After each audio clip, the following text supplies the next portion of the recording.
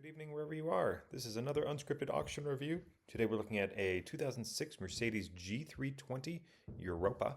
So this is one of the trucks that was imported by Santa Fe, New Mexico-based Europa, which was a registered importer in the 80s, 90s, and very early 2000s before Mercedes officially brought the G-Wagen over to the US.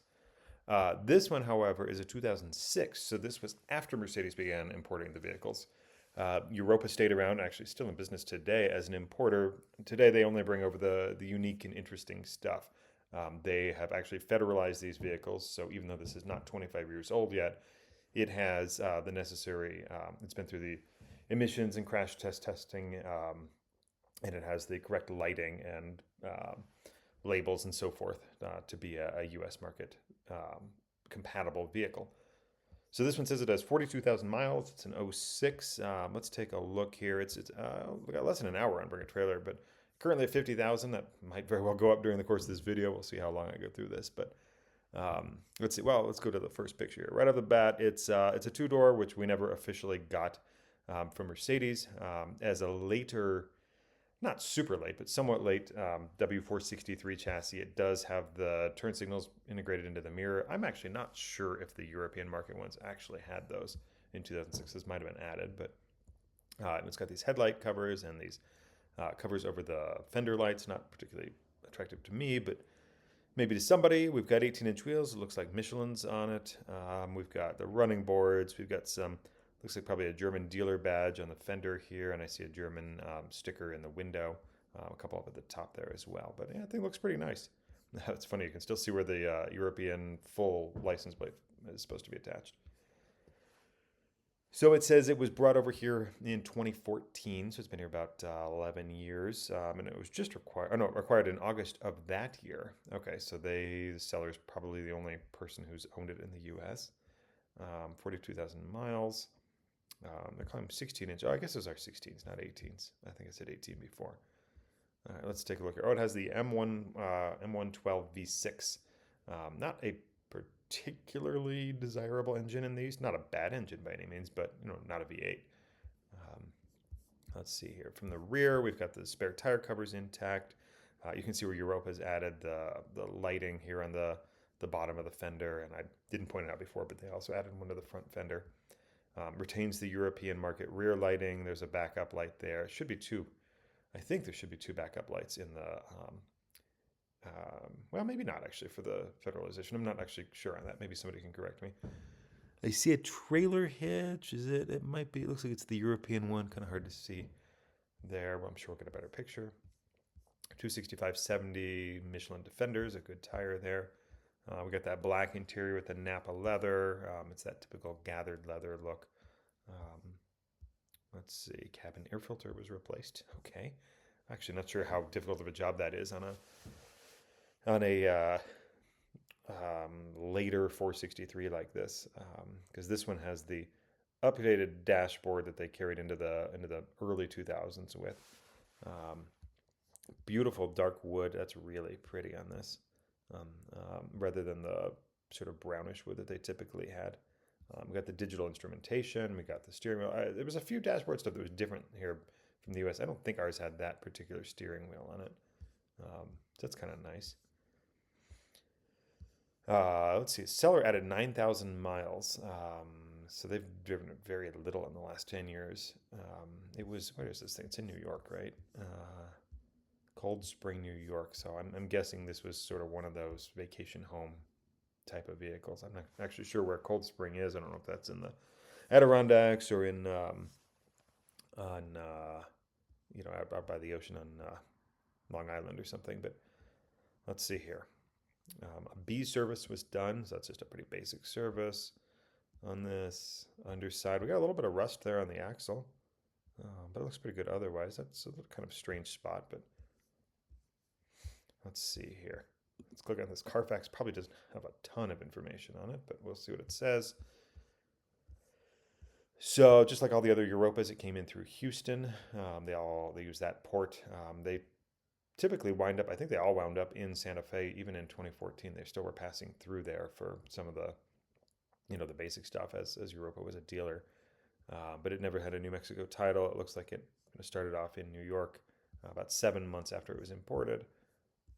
Yeah, I was kind of expecting not much information here, and that's what we got. Slow mileage, very slow mileage progression, but I mean, here in one entire year in 2023 to 2024, it was driven 180 miles. So, you got some rubber you got to look after here because this is something that has had very little use. All right, we'll go through the pictures. There's 172, so I will zip through these. It's a beautiful setting there. What a lovely vacation home somebody has. Certainly somebody from this city. Love their personalized license plate. Yeah, this thing looks great. I don't really see anything specific we need to look at here. Nice paint.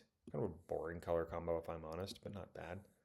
I'm thinking this person paid for the good photos, so we can see the photographer there.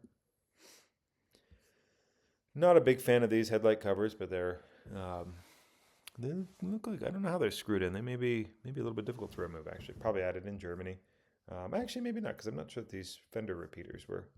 I think those were added on. This one's bent a little bit. Headlights themselves are a little bit foggy. Probably could use a good scrubbing there. Here's the rear. Somebody's added some sort of an anti-slip surfacing to the top of the rear bumper. This one's got park assist. Rear parking sensors. I did see a little tiny bit of rust on the hinges here. And it looks like we've had some paint work down here at just below the tailgate. You can see there a run line or a tape line. I've also got some wiring that's probably trailer wiring for trailer lights. Looks like same thing. Well, maybe those go to the parking sensors. I'm actually not sure.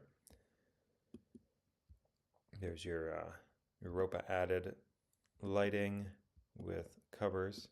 There's lots of pictures of these.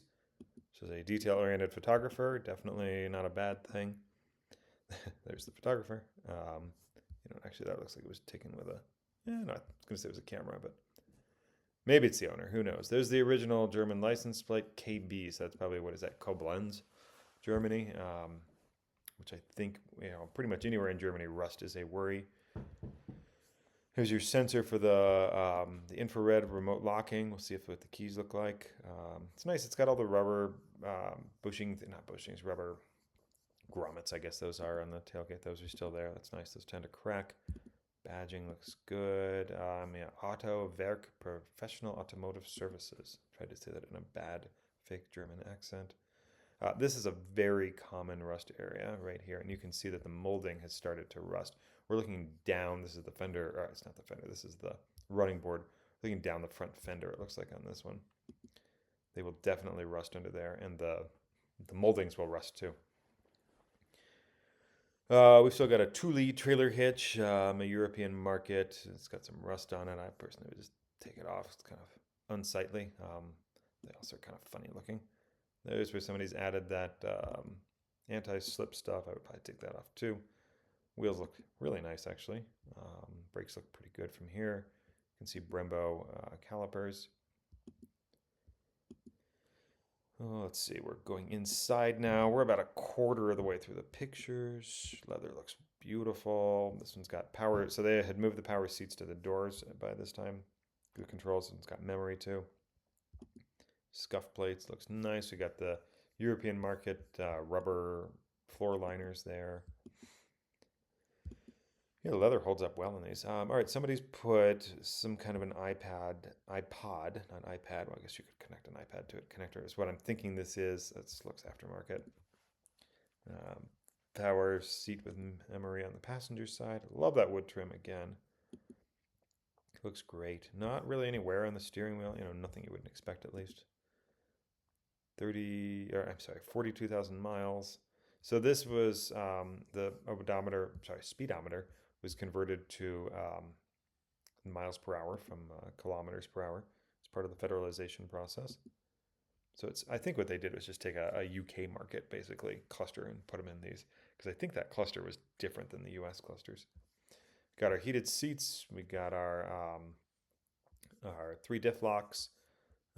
We've got, this is part of the alarm system over here. I don't actually see a parking sensor on-off button. Maybe that's down in the center. These later ones had the dual zone automatic climate control. A lot of these controls are just plucked out of other Mercedes models. And there's your ashtray. Here we've got the Webasto heater. And then this little switch is the high-low transfer case. They used to have a lever, and instead they gave them a nice big armrest. This one actually has the multi-contour driver's seat. Doesn't appear to be on the passenger seat. Kind of a nice feature, just a bunch of little air bladders that you can inflate and deflate. We've got rear vents that are a little rough. That part is probably shared with some other Mercedes model, probably not that hard, and this little cover is probably also pretty easy to find. Let's see, in the rear, I'm not sure what this thing by the... Oh, I think that might be part of the parking sensor. I'm guessing that this little thing below the speaker lights up as you back up and get closer to an object. Some detail shots of the rear seats. Not a lot of space back there. It's got this is a very typical European floor liner thing here. I'm sure we'll see a better picture of that at some point. Great details. This is the rear seat back pocket here. These are a lot nicer than the basketball net style ones you often see. Auto dimming mirror, I see that is on there. Yeah, these floor mats look like they've basically not been used. I don't think those were officially sold in the US. Maybe they were, but got all those little floor trays, whatever Mercedes officially called them. I like the ribbed mats myself. Oh, this one looks like somebody took a little bite out of it. Let's see, we got the headliner is a little dirty over here. These headliners are a little trickier to clean. Sunroof appears to work. I think all these later W463s had sunroofs, but I'm actually not sure. Maybe somebody can tell me. This is interesting. It's in English and German. I think that's German. Yeah, that's all German down there. I would have thought it was sort of like Achtung or something, but I don't speak German. Dome lights. Those are kind of neat. I don't think I've ever looked at those up close. You got the microphone here for the built-in phone. I haven't seen any evidence of one still here, but it might have had one once. Got the cargo cover. That's kind of neat. Those tend to go missing. And there's that funky mat I was talking about. This is a common rust area in here. Water collects. Looks like the hinge is rusty. It's hard to tell if it's rusty down low. Maybe we'll get a better picture. There's your CD changer. Cargo cover extended. Little storage bin on the 3-door ones here. That looks like a jumper cable kit. Looks very European. There's the changer and open. Carpet looks pretty clean under there. Let's see here. There's your M112 engine cover at least. That engine looks like it's at an angle. I guess it must be in these. I don't know. Strange. Might just be the angle of the photo. This looks really nice. This has obviously been detailed in preparation for a sale. But super clean. Never really like to see an overly detailed engine personally. But yeah, this looks great. I mean, you wouldn't be able to tell if there were oil leaks on this unless they were quite active. But let's see, that's a rear tow hook. Got some scrapes on it. A little dirty underneath, but what do you expect? It's a G-Wagen. There's your underbody. That's a better close-up of the one that was in the main image. This is looking front to rear. It's the rear back there. Let's see. Yeah, exhaust looks kind of old. I'm sure it's original because those are not coming off. Those are going to break, those clamps. I love seeing this Daimler Chrysler. It just makes me laugh. Daimler Chrysler made in Austria. Let's see. Somewhere we'll get to some of the Europa stuff. There's a substitute for US VIN. You can see this over here. Europa had to add that. And there's your old German. I don't really know what these mean. These green stickers, but they're all on German cars. And this must be something to do with the. Oh, actually, this one's Austrian. Oops. Austrian Republic. From probably 2014, June of 2014, if I had to guess. But that's German. I think. Maybe it's Austrian. I don't know. Maybe somebody can update me. Yeah, I don't know what's German versus Austrian here. This one's Austrian, so this is like a highway pass thing. Yeah, so I think this actually came from Austria, not German. It might have been imported from Germany, but was lived in Austria at some point. Not a big difference in terms of climate and cars and everything. Austria can be just as rust prone. Here we've got, they've added some, this is always kind of funny because some of these are US market brochures and they're all in English. Some are in, well, that's a lie. Some of them in German. There's a G-Class Operator's Manual in English, probably a UK market manual if I had to guess. It does have something called IceLink Gateway 500 D28 Mercedes. I don't know. Doesn't, not sure what that is. But yeah, it's kind of funny. Some of this I think is like the Mercedes-Benz Centers. That's obviously is a U.S. market brochure or edition there. You do have two keys, which is nice. Those would be expensive to replace. We've got a master lock. That's probably for the spare tire cover. All right, we have a service where they call this is suspect because it calls it a 2007 G500. I don't know if this. Let's go look here. So this ends in 66830. 66830. Does this refer to this car? Yes, it does. So I think that just had a service center that, because the U.S. market got a G500, they just called it that. But when was this from? 2014. All right, so I'm not going to go through this in much detail, but there's a B service, some fluids. We got a lot of records here, and again, I'm just going to look for big ticket stuff. We had a transmission service. Yeah, this was well kept, at least early on. Valve cover gaskets, plugs, 12 plugs on these. Driver seat control repair. Yeah. So $3,500 service basically right when they bought it. That would frustrate me if I had just bought it and it needed all that, but you never know. Battery was draining. They called it a Canadian vehicle, which is not true, but let's see. It's hard to tell who did this. Whoever it is, the seller went in September of 2025, which is 2 months ago, 3 months ago. At this point, 2 months, I guess. And they had this printed. Again, I'm not going to go through all this in detail. We've got another 18 pages. Boy, they were having a lot of early problems. It would stall, so they replaced a crank sensor, crank position sensor. Yeah, they had a lot of early problems. Here it was at a Mercedes dealer. 6 years, whoopsies, 6 years later. Go back to this. There we go. For a recall. I don't know that they would perform a recall. Yeah, no work performed, reschedule. This will be interesting to see if they ever did a recall on this. We got another New York inspection and an A service, which is basically just an oil change. It looks like they put a new battery in the remote. Some tires were put on it in 2022. Yeah, they never got that recall done. I'm not sure what that would be. And there's your B service. This was the one done in preparation for the sale. A slightly bigger service. What's the B on these? They did brake fluid. They charged $8 to clean the windshield or put fluid in there. It's a $1,000 service. Seems a little excessive, but it is a Mercedes dealer. All right, here, this is kind of important, especially if you're going to register the vehicle in an emissions state. Here you have your vehicle control information showing that it's got a catalyzer, showing the size of the engine, and this is the company in Houston that did the certification for Europa.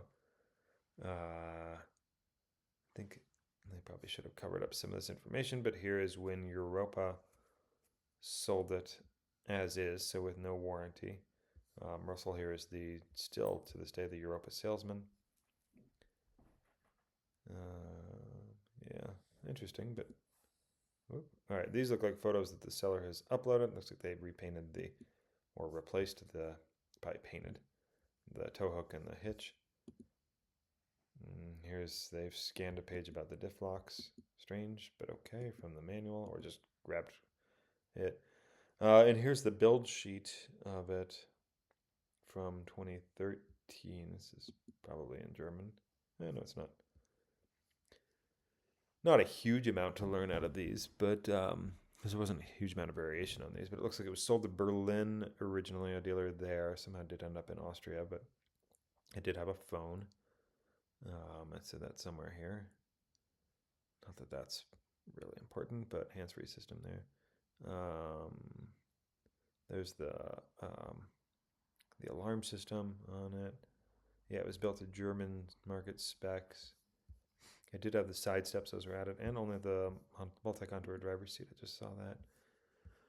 Oh, blah, blah, blah. The anthracite wood trim. Oh, that rubber mat for the load compartment. That might actually be a factory one.